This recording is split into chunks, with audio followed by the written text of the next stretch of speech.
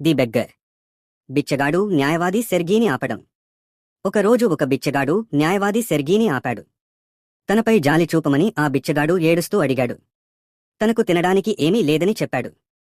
తాను 8 ఏళ్లపాటు స్కూల్ టీచర్గా పనిచేశానని, కాని ఆ ఉద్యోగం పోయిందని అతను చెప్పాడు. ఆ బిచ్చగాడు చిరిగిపోయిన బట్టల్లో ఉన్నాడు. అతని కళ్ళు నిస్తేజంగా, తాగుబోతు కళ్లలా ఉన్నాయి. అతని 2 చెంపలపై ఎర్రటి మచ్చలు ఉన్నాయి. అతను ఒక కాలికి ఎత్తైన బూటు, మరో కాలికి తక్కువ ఎత్తు ఉన్న బూటు వేసుకున్నాడు. సెర్గీ బిచ్చగాడిని గుర్తుపట్టడం. సెర్గీ ఆ బిచ్చగాడిని గుర్తుపట్టాడు. సడోవ్యా వీధిలో ఇంతకు ముందు కలిశామని సెర్గీ అతనికి చెప్పాడు. అప్పుడు అతను తనను తాను విద్యార్థి అని చెప్పుకున్నాడని గుర్తుచేశాడు. పోలీసులను పిలుస్తానని సెర్గీ హెచ్చరించాడు. దాంతో బిచ్చగాడు తన తప్పు ఒప్పుకుని నిజం చెప్పాడు. సెర్గీ అతనికి పని కల్పించడం. బిచ్చగాడు సెర్గీని పని ఇమ్మని అడిగాడు. అప్పుడు తన కోసం కట్టెలు కొట్టమని సెర్గీ చెప్పాడు. ఇష్టం లేకపోయినా బిచ్చగాడు ఆ పని చేయడానికి ఒప్పుకున్నాడు. సెర్గీ పనిమనిషి ఓల్గా బిచ్చగాడిని షెడ్, కట్టెలు ఉంచే గదికి తీసుకెళ్ళింది. అతను అక్కడ కట్టెలు కొట్టాలి. సెర్గీకి షెడ్లో ఉన్న ఓల్గా మరియు బిచ్చగాడు కనిపిస్తున్నారు. బిచ్చగాడు పనికి సిద్ధమవ్వడం. ఓల్గా బిచ్చగాడికి గొడ్డలి ఇచ్చింది. కాని అతని ముఖ కవళికలను చూసి ఆమె అతన్ని తిట్టింది. బిచ్చగాడు తన కాళ్ల మధ్య ఒక ముద్దును పెట్టుకున్నాడు. ఆపై బలహీనంగా గొడ్డలితో కొట్టాడు. ఆ ముద్దు కింద పడిపోయింది. ఈలోగా సెర్గీ అక్కడి నుంచి వెళ్లిపోయాడు. చలిలో ఒక తాగుబోతును, పాడైపోయిన వ్యక్తిని పనిలో పెట్టినందుకు సెర్గీ బాధపడటం మొదలుపెట్టాడు. బిచ్చగాడికి రకరకాల పనులు అప్పగించడం. సెర్గీ బిచ్చగాడికి పని కల్పించాడు. బిచ్చగాడు ప్రతి నెల మొదటి తేదీన కట్టెలు కొట్టేవాడు. అతను మంచును ఎత్తిపోసేవాడు, శుభ్రం చేసేవాడు. రగ్గులు మరియు పరుపుల నుండి దుమ్ము దులిపేవాడు. కట్టెల షెడ్ను చక్కదిద్దేవాడు. సెర్గీ వేరే ఇంటికి మారినప్పుడు బిచ్చగాడు ఫర్నిచర్ను ప్యాక్ చేసి మోసుకెళ్లాడు. లష్కో బిచ్చగాడుకి వేరే ఉద్యోగం లభించడం. లష్కోకు ఇప్పుడు వేరే పని దొరికింది. సెర్గీ అతన్ని తన స్నేహితుడి దగ్గరకు వెళ్లమని చెప్పాడు. ఒక మనిషిని సరైన దారిలో పెట్టానని సెర్గీ సంతోషించాడు. సెర్గీ మరియు లష్కో 2 ఏళ్ల తర్వాత కలుసుకోవడం. 2 ఏళ్లు గడిచిపోయాయి. ఒక సాయంత్రం సెర్గీ ఒక థియేటర్ టికెట్ కౌంటర్ వద్ద నిలబడి తన సీటు కోసం డబ్బు చెల్లిస్తున్నాడు. అప్పుడు అతని పక్కన ఒక పొట్టి మనిషిని చూశాడు. ఆ వ్యక్తి గొర్రె బొచ్చుకోటు మరియు అరిగిపోయిన సీల్ చర్మపు టోపీని ధరించాడు. సెర్గీ అతన్ని గుర్తుపట్టి, ఎలా ఉన్నావు అని అడిగాడు. లష్కో తన గురించి చెప్పడం. తాను ఇప్పుడు నోటరీగా పనిచేస్తున్నానని, నెలకు 35 రూబీళ్లు సంపాదిస్తున్నానని లష్కో సెర్గీతో చెప్పాడు. అది విన్న సెర్గీ చాలా సంతోషించాడు. తనకు చేసిన సహాయానికి లష్కో సెర్గీకి కృతజ్ఞతలు తెలిపాడు. ఒకవేళ సెర్గీ సహాయం చేయకపోతే తాను ఇంకా అబద్ధాలు చెప్పుకుంటూ బ్రతికేవాడినని అన్నాడు.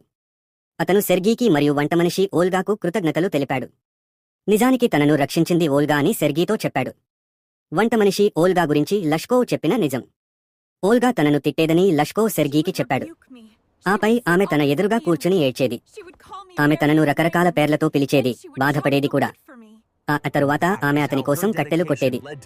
నేను మీకోసం ఒక్క కట్టెపుల్ల కూడా కొట్టలేదు అని చెప్పి లష్కో సెర్గీని ఆశ్చర్యపరిచాడు. ఓల్గా చేసిన పనుల వల్లే తన మనసులో మార్పు వచ్చిందన్నాడు. ఓల్గా తనను సరిదిద్దిందని, ఆమెను ఎప్పటికీ మర్చిపోలేనని చెప్పాడు. అంతలో గంట మోగే సమయమైందని చెప్పి అతను గ్యాలరీ వైపు వెళ్లిపోయాడు. పాఠం యొక్క సారాంశం: విమర్శలు లేదా కేవలం దానధర్మాల కంటే కరుణ మరియు నిస్వార్థ మద్దతు ఒక వ్యక్తిని మరింత ప్రభావవంతంగా మారుస్తాయి. 1. తీర్పు కంటే సానుభూతికి ఎక్కువ శక్తి ఉంటుంది. కథ చివరలో అత్యంత ముఖ్యమైన విషయం బయటపడుతుంది.